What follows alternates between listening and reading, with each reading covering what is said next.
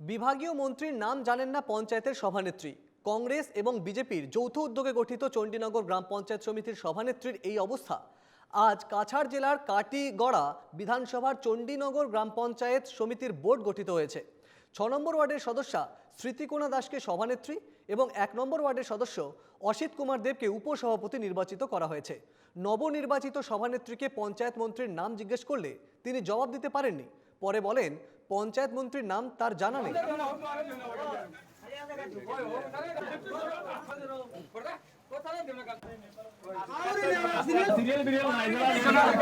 আপনি প্রেসিডেন্ট হয়েছেন কোন জিপি?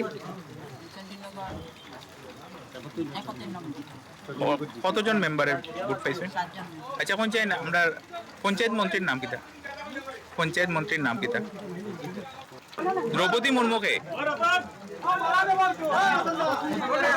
রাষ্ট্রপতি নির্বাচিত হয়েছে। পরিকল্পনা সংকল্প আমি আমার প্রতিটি ওয়ার্ডের কাজ দৃঢ় সংকল্পভাবে করবো। আমি খুব বিরোধ কোনো কাজ করবো না।